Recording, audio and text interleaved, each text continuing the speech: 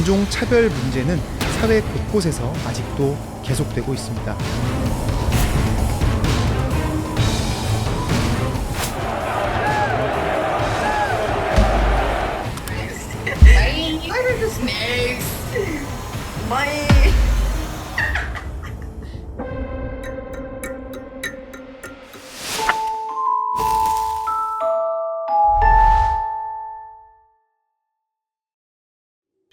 대항해 시대, 스페인 정복자들이 아메리카 대륙을 찾아가 본격적으로 식민 지배를 시작한 1500년대부터 대략 300여 년간 1000만 명 정도의 아프리카 흑인 노예들이 아메리카로 팔려 나갔는데요. 유럽인들이 옮긴 전염병으로 원주민들이 몰살하고 지나친 탄압으로 스스로 목숨을 끊는 등 현지 노동력으로는 식민지 경영이 어려워졌죠. 이때 생긴 게 바로 노예 관리 시스템인 좀비입니다. 17세기 이후 히스파니올라, 이 섬의 서쪽 부분은 프랑스가 장악했고요. 이 지역에서 설탕과 커피를 재배하며 프랑스는 막대한 부를 쌓았습니다. 이 섬에서 난 설탕과 소금이 유럽 전체 소비량의 절반에 육박했고요. 프랑스 전체 경제의 규모의 4분의 1을 차지했다니 엄청났겠죠. 막대한 농장을 유지하려는데 원주민 착취로도 노동력을 감당할 수 없게 되자 유럽인들은 본격적으로 아프리카 노예를 수입하기 시작하는데요. 아프리카 지역에서 수입된 노예들은 고된 노동에 내몰렸고요. 강제 이주 후에 수명이 10년을 채 넘기기 힘들었다고 합니다. Many children are scalded to death by the molten lava.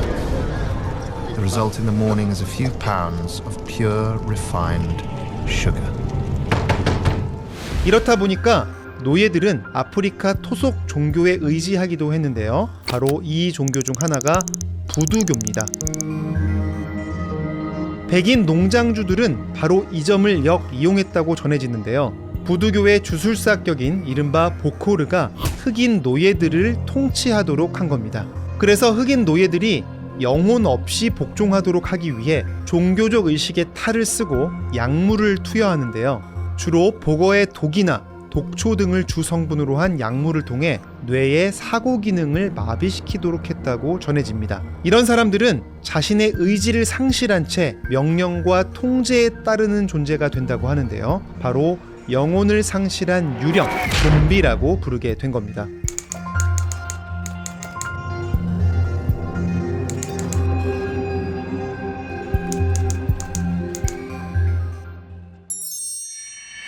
이 좀비만으로도 역부족이었던 걸까요? 결국 유럽인들은 아예 아프리카를 정복해서 노예 공급 기지로 삼으려고 했는데요. 브라질 식민지를 경영한 포르투갈이 동아프리카 지역을 점령한 게 대표적이고요. 탄자니아 잔지바르에 가면 당시 노예를 묶어두던 시설을 관광지로 공개하고 있습니다. 아까 살펴본 아이티 같은 경우에는 노예가 무려 70만 명까지 늘어났다고 전해집니다. 그러던 중 노예 무역 관행에 제동이 걸리는 결정적 사건이 발생합니다. 바로 1781년 종호 학살 사건.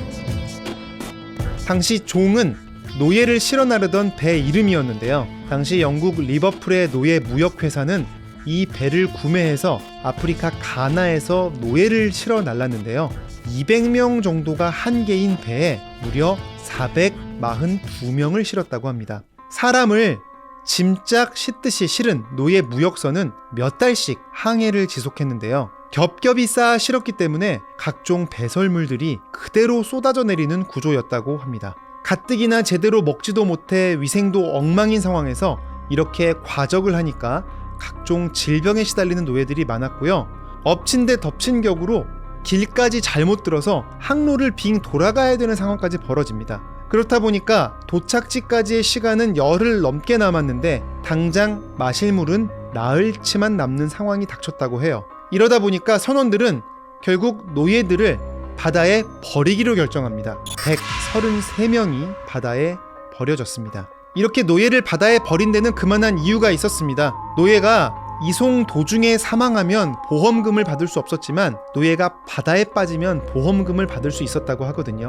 이 비극적인 사건은 선사가 보험금을 청구하기 위해 소송이 벌어지면서 세상에 알려졌는데요. 그러면서 본격적으로 노예제 폐지 논의에 불을 붙이게 됐습니다. 종호 학살 사건 이후 20여 년이 지난 1807년에 영국은 노예 무역을 금지했고요. 다른 유럽 국가들도 노예 무역을 금지하고 단속하기 시작합니다. 그리고 1830년대 들면 영국을 시작으로 1848년 미국에서는 노예제 폐지를 두고 전쟁까지 겪으면서 에이브러햄 링컨이 결국 노예 해방도 선언하게 됩니다. 돌이켜보면 노예제가 자취를 감춘 지 불과 200년이 채 되지 않은 겁니다. 노예제도는 사라졌지만 그 자리엔 인종차별이 남았는데요. 남아프리카 공화국에서는 아예 대놓고 인종을 분리하는 정책을 시행하기도 했고요. 이런 걸 아파르트헤이트라고 합니다.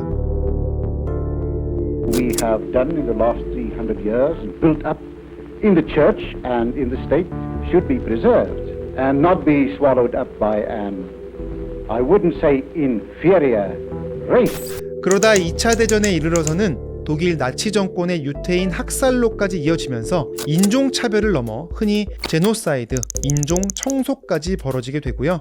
그래서 2차 대전 이후 생겨난 국제 규범 속에서는 이제 인종차별은 인류가 저질러서는 안 될 금기로 자리 잡고 있습니다. To be participating in discriminatory behavior against our people.